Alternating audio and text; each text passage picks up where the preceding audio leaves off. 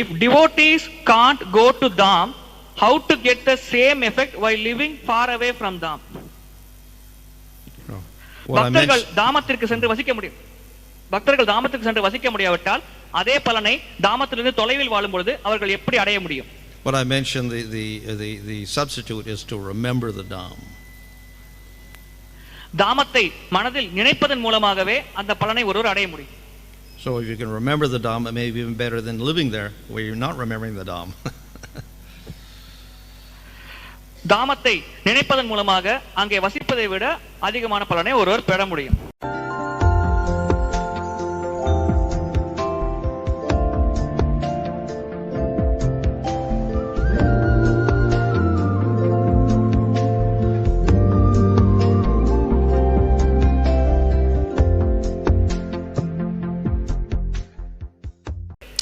Of course, even apart from associating with devotees in the Dham itself has special powers.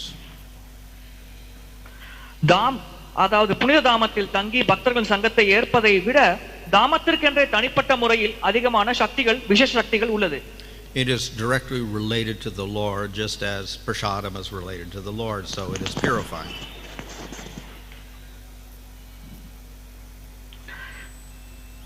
Maharaj, it is purifying, just like it's related to the Lord and therefore purifying, just like prasad is related to the Lord and is purifying. பிரசாதம் எவ்வாறு பகவானோட தொடர்புடையதாக இருக்கும் காரணத்தினால் பக்தர்களை தூய்மைப்படுத்துகிறதோ அதே போல புனித தாமமும் பகவானோட தொடர்பு கொண்டிருக்கும் காரணத்தினால் பக்தர்களை தூய்மைப்படுத்துகிறது. So we have many statements in the scripture glorifying living in Mathura or Vrindavan, how just living there for 1 second can destroy all your sinful activities and give you all the punyas in the world and also give you prema. இதனால் தான் சாஸ்திரங்களில் மதுரா, பிருந்தாவன் போன்ற இடங்களில் ஒரு க்ஷண நேரம் தங்கினால் கூட நமக்கு நம்முடைய பாவங்கள் அனைத்தும் அழிந்துவிடும், அதே நேரத்தில் நமக்கு புண்ணியங்களுக்கும் அதிகமாகி நமக்கு பிரேமையானது வெகு எளிதாக கிடைத்துவிடும் என்று விளக்கப்பட்டுள்ளது. So just remembering the place, just speaking about the place or glorifying it, just if you go there for a few seconds, all of this is very purifying. அந்த இடங்களை பற்றி வாசிப்பது, படிப்பது, கேட்பது, அதை பற்றி பேசுவது, அங்கே சில க்ஷணங்கள் தங்குவது கூட நம் அனைவரையும் தூய்மைப்படுத்தும். And we'll find in the various scriptures glorification not only of Mathura and Vrindavan but many other holy places. There's a great, you can say, attraction to glorifying all these holy places, in spite of the fact that in ancient times to get there you would have to walk for weeks or months on end. பழங்காலங்களில் இது போன்ற புனித தாமத்தை அடைவது கால்நடையாகத்தான் பக்தர்கள் அடைந்தார்கள். அதனால் அவர்களுக்கு பல மாதங்கள் எடுக்கும். இருப்பினும் அந்த சமயத்தில் கூட இது போன்ற புனித தாமத்தின் மகிமையானது வெகுவாக புகழப்பட்டது. So what to speak of remembering or glorifying if you actually live there for a long period of time, how much more purifying it is. எனவே ஒருவர் அந்த தாமங்களில் வெகு நீண்ட நாட்கள் வசிக்கும் சந்தர்ப்பத்தை பெற்றார் என்றால் அது அவரை எவ்வளவு தூய்மைப்படுத்தும் என்பதை நம்மால் சிந்தித்து கூட பார்க்க முடியாது. So therefore it is considered to be a powerful element of bhakti. எனவே இது ஒரு பக்தியின் மிக சக்தி வாய்ந்த அங்கமாக கருதப்படுகிறது.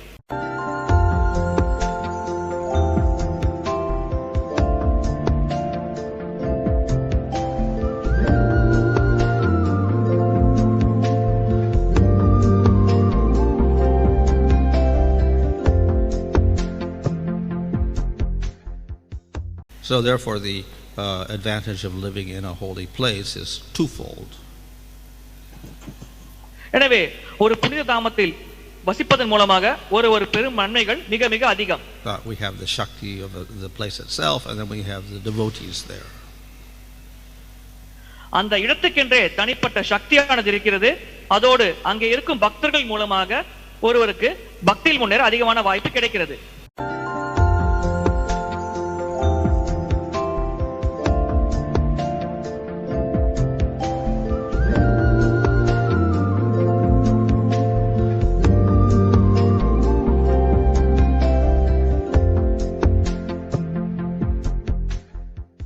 Particularly, the places of Krishna are considered to be most spectacular, most amazing. குறிப்பாக பகவான் கிருஷ்ணரோடு தொடர்புடைய இடங்கள் அனைத்தும் அற்புதமானதாக இருக்கிறது, ஆச்சரியப்படும் வகையில் இருக்கிறது. Because they have their inherent Shakti, but simply by being there and traveling around in the place, then we can remember the Lord and his pastimes. அந்த இடத்திற்கென்றே தனிப்பட்ட சக்தி இருக்கிறது. அங்கே வசிப்பதன் மூலமாகவும் அந்த இடத்தில் நாம் பயணம் செய்வதன் மூலமாகவும் பகவானின் லீலைகளை நினைக்கும் வாய்ப்பினை நாம் பெறுகிறோம். So we see Lord Chaitanya went to Vrindavan, and then he toured with a devotee to all the forests and all the different places like Govardhan and Radhakund, etc. பகவான் சைத்தன்யர் பிருந்தாவனம் சென்றார். அதன் பிறகு கோவர்தன், ராதாகுண்ட் போன்ற பல இடங்களுக்கு சென்றதையும் நாம் பார்த்துள்ளோம். Of course, at his time, many of the places had been lost. அவருடைய காலத்தில் நிறைய லீலைகள் செய்த இடங்களானது தொலைந்து விட்டிருந்தது. But then he instructed the Goswamis to relocate those places. அதன் பிறகு மகாபிரபு அவர்கள் கோஸ்வாமிகளை அந்த இடங்களை கண்டறியுமாறு கட்டளையிட்டார். So Rupa Goswami consulted many Puranas, and then he found a glorification of the different kundas and other places in Vrindavan. ரூப கோஸ்வாமி அவர்கள் பல புராணங்களை படித்து பலவிதமான குண்டங்களின் மகிமையை பற்றி தெரிந்து கொண்டார். பிருந்தாவனத்தில் இருக்கும் பல இடங்களின் புகழை பற்றி தெரிந்து கொண்டார். And in each of these places then there are particular pastimes of Krishna that one can remember. இது போன்ற இடங்களில் நாம் பார்க்கும் பொழுது அங்கே பகவான் கிருஷ்ணரின் லீலைகளை பற்றி நம்மால் நினைவுபடுத்திக் கொள்ள முடிகிறது. So by living in that place then one has ample opportunity to remember the pastimes of Krishna. அது போன்ற இடங்களில் வசிப்பதன் மூலமாக ஒருவர் பகவான் கிருஷ்ணரின் லீலைகளை மற்றும் பகவான் கிருஷ்ணரை நினைப்பதற்கு அதிகமான சந்தர்ப்பம் இருக்கிறது. And in this way then one becomes more absorbed in Krishna, and ultimately one can realize Krishna. இவ்விதமாக ஒருவர் அதிகமாக கிருஷ்ண சிந்தனையில் மூழ்குகிறார். அதன் பிறகு அவரால் பகவான் கிருஷ்ணரை உணர முடிகிறது. But then the other advantage is that many other devotees are also there, and one gets their association. இன்னொரு சாதகமான விஷயம் என்னவென்றால் அங்கே பல பக்தர்கள் இருக்கும் காரணத்தினால் ஒருவருக்கு பக்தர்களின் சங்கமானது எளிதாக கிடைக்கிறது. So the association itself, the touch, etc., is also purifying. அந்த சங்கம், ஸ்பர்ஷம் போன்றவை கூட ஒருவரை தூய்மைப்படுத்தும். But even we could say more significant for the devotees is that those devotees will give instructions and teachings and knowledge. ஆனால் இதைவிட பக்தர்களுக்கு முக்கியமானது என்னவென்றால் அது போன்ற தாமத்தில் இருக்கும் பக்தர்கள் புதிதாக வரும் பக்தர்களுக்கு ஞானத்தை வழங்குவார், சங்கத்தை வழங்குவார், அறிவுரைகளை கூறுவார்கள். And they give association by which one is saved from various anarthas.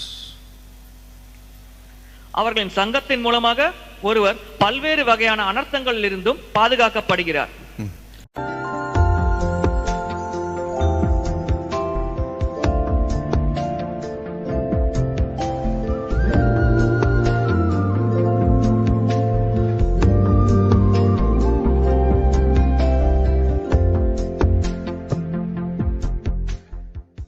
Manu was teaching his son this, so there is a verse, this same verse is there in even Ishopanishad, that Isha Vaisam Idam Sarvam, Isha Avaisam Idam Sarvam. The whole world is a place for the to stay for the Lord. It is taken by Vishnu Sakuta like this. So if we take like this, we see that everywhere there is a Lord. So, but here in the verse in the Man Niketam, and also in the purport is said that temple is considered like a nirguna. So how to see this both statement? No, this. ஈஷாவாஸ்யம் இதம் சர்வம் என்ற பதத்தின் மூலம் பகவான் எங்கும் இருக்கிறார் என்று கூறப்படுகிறது. ஆனால் இங்கே ஆலயமானது பிரதானமாக பகவான் இருக்கும் இடமாக இந்த பதத்தில் விளக்கப்பட்டுள்ளது. இதை நாம் எவ்வாறு புரிந்து கொள்வது? Well, we can take it in one sense that everything is in the Lord and the Lord is in everything. ஒரு வகையில் அனைத்திலும் பகவான் இருக்கிறார், பகவானில் அனைத்தும் இருக்கிறது என்று நாம் எடுத்துக்கொள்ளலாம். And ultimately everything is controlled by the Lord. ஆகையால் அனைத்துமே இறுதியாக பகவானின் கட்டுப்பாட்டில் தான் உள்ளது. And of course everything is not different from the Lord also. அனைத்தும் பகவானிலிருந்து வேறுபட்டது அல்ல. At the same time we also make a distinction. Material energy is different from spiritual energy.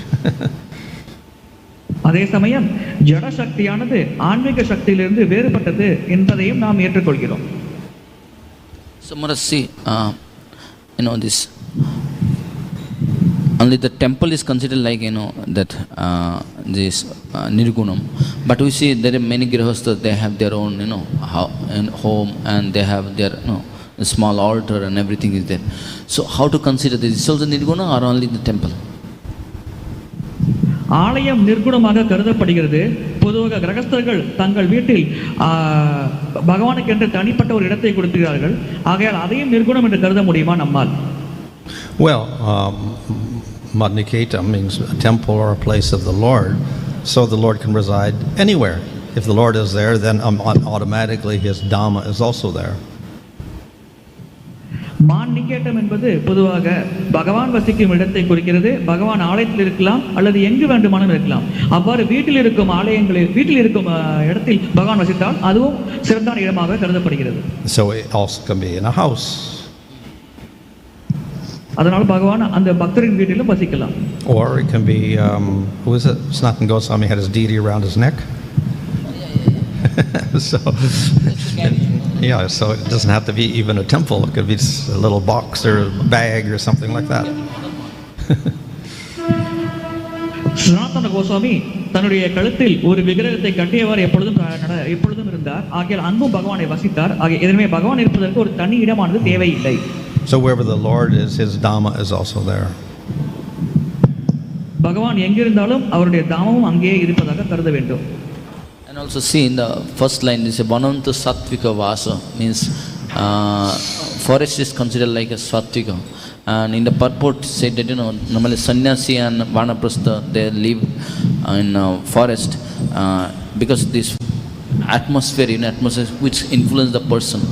So what is the then if, because in previous yuga everyone used to go to forest for vanaprastha, especially vanaprastha and sannyasis, then how to get this nirguna, because there is no influence of the nirguna. Oh, how do they get? Well, they can have a deity in the forest. Then they become nirguna. They worship the Lord in the forest. In the forest. Well, they can do that in the city also, anywhere. So anywhere becomes nirguna if you have deity of the Lord. பொதுவாக வனங்கள் சாத்விக குணம் நிரம்பியதாக கருதப்படுகிறது. சன்னியாசிகளும் வானப்பிரஸ்தர்களும் வனத்தை அடைந்தார்கள், அங்கே சென்று பக்தி சேவையை மேற்கொண்டார்கள். அவ்வாறு இருக்கையில் அதை எப்படி நாம் நிர்குணம் என்று புரிந்து கொள்வது? இதற்கு மகாராஜரின் பதில், அவர்கள் பகவானின் விக்கிரகத்தை வைத்து வழிபட்டார்கள் என்றால் அவர்கள் நிர்குணத்தில் இருக்கிறார்கள் என்பதை நாம் புரிந்து கொள்ள வேண்டும். அது வனத்தில் மட்டும் அல்ல, அவர் வீட்டிலும் கூட இதை அவர் செய்யலாம். The original Jagannath was Nilamadava in the forest. வனத்தில் ஜெகநாதர் அல்லது நீலமாதவரின் விக்கிரகம் இருப்பதில்லை.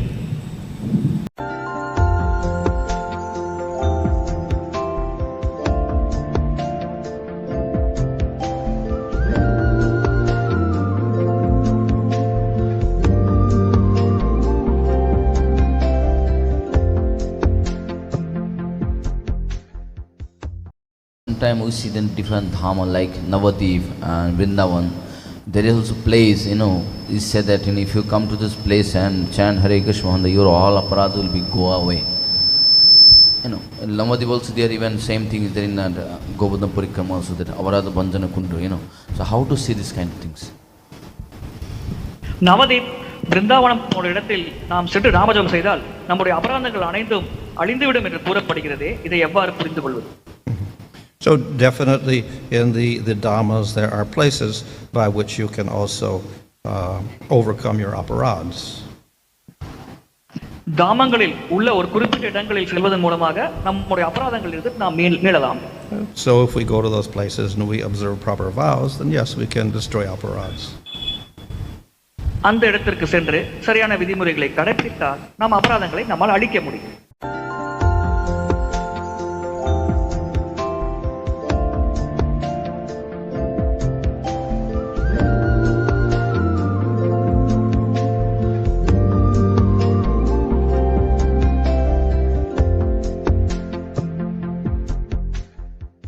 Kali Yuga, we glorify chanting the holy name, doing kirtan only, no? So how, if we unable to live in Dham or have temple at home, how we can, more than this being in temple, or how we can relate to this glorifying the Lord through holy names? கலியுகத்தில் நாம சங்கீர்த்தனமே பிரதானமானது சக்தி வாய்ந்தது என்று கூறப்படுகிறது. அவ்வாறு இருக்கையில் இவ்வாறு தாமத்தில் வசிப்பது, கோவில் கரையில் வசிப்பது என்பதை என்ற விஷயங்களை நாம் எவ்வாறு எடுத்துக்கொள்வது? So this particular verse is simply talking about places to live. இந்த குறிப்பிட்ட பதத்தில் நாம் வசிக்கும் இடத்தை பற்றி விவரிக்கப்பட்டுள்ளது. And if you live near a temple, then it becomes nirguna. நீங்கள் ஆலயத்துக்கு அருகில் வசித்தால் நீங்கள் நிர்குணமான இடத்தில் வசிக்கிறதாக கருதலாம். However, we can also say that wherever one does devotional activities, that is also nirguna, even if there's no temple there. ஒருவர் செய்யும் பக்தி சேவையும் நிர்குணம் என்றே கருதப்படுகிறது, அங்கே ஆலயம் இல்லாமல் இருந்தாலும் பரவாயில்லை. And wherever one chants the holy name again is nirguna. ஒருவர் பகவானின் நாமத்தை ஜபம் செய்யும் பொழுது அதுவும் நிர்குணமாகவே கருதப்படுகிறது. So therefore, even if one does not have a deity in the house, but one chants in the house, then that also becomes nirguna. ஒருவர் வீட்டில் பகவானின் விக்கிரகம் இல்லாமல் இருந்தால் கூட அவர் நாம ஜபம் செய்தால் அதுவும் நிர்குணம் என்றே நாம் எடுத்துக்கொள்ள வேண்டும். So the name is not different from the Lord. பகவானின் நாமத்திற்கும் பகவானிற்கும் எந்த வேறுபாடும் இல்லை. So you can worship the Lord in deity form in the temple, or you can worship the Lord in holy name through kirtan. நாம் ஆலயத்தில் பகவானின் விக்கிரகத்தையும் வழிபடலாம், அல்லது பகவானின் புனித நாமத்தை கீர்த்தனம் செய்வதன் மூலமாக வழிபடலாம். And in either case it is nirguna. இந்த இரண்டு வழிகளும் நிர்குணம் என்றே கருதப்படுகிறது.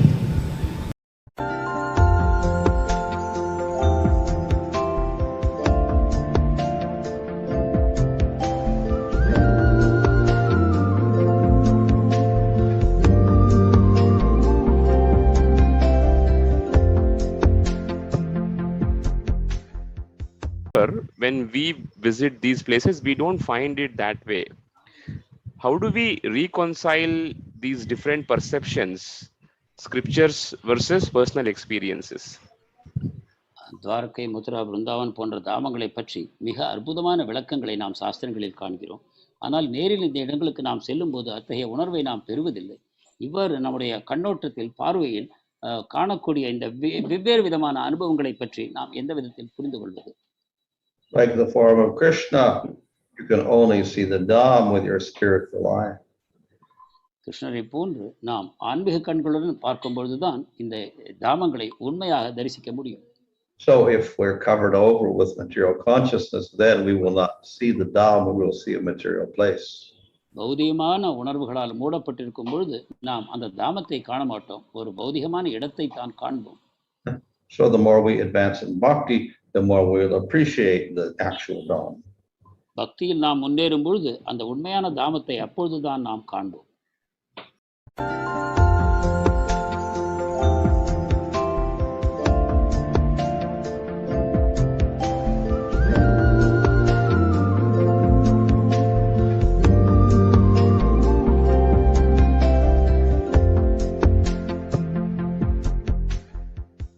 Specific qualification is required for one to stay in Dham.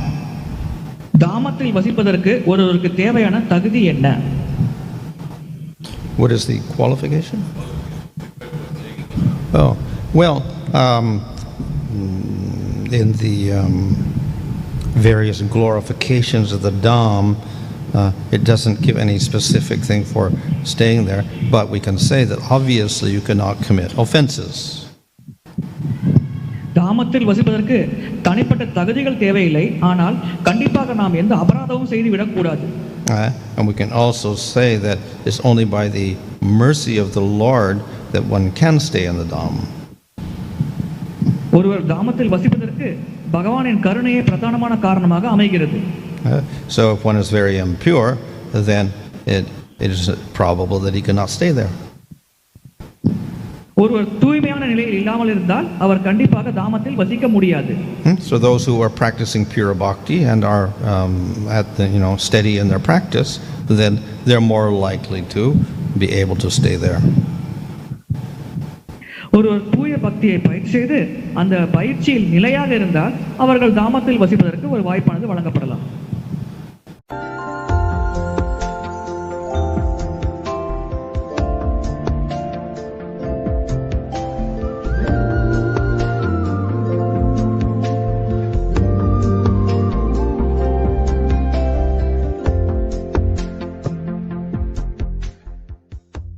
Although we get the feeling that we can do better devotional service in a holy place or temple, we see that it is difficult to sustain this enthusiasm. So, how to handle this?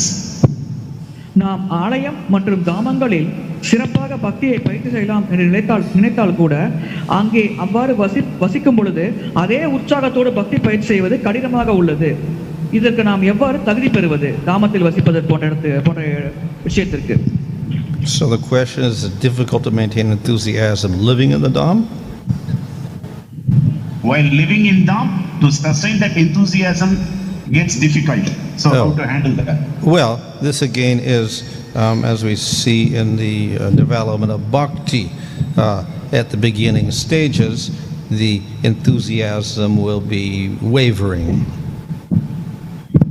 பக்தி பயிற்சி செய்யும் பொழுது ஆரம்ப நிலைகளில் நம்முடைய உற்சாகமானது அதிகமாகவும் குறைவாகவும் மாறிக்கொண்டே இருக்கும். So if one is in the Dham or not in the Dham somewhere else, but one's bhakti is anishtita, not steady, then definitely one is going to have fluctuations. ஆகையால் ஒரு தாமத்தில் இருந்தாலும் தாமத்தில் இல்லாவிட்டாலும் அவர் அனிஷ்ட பக்தி நிலையில் இருக்கிறார். அதனால் அவர் மனமானது மாறிக்கொண்டே இருக்கும்.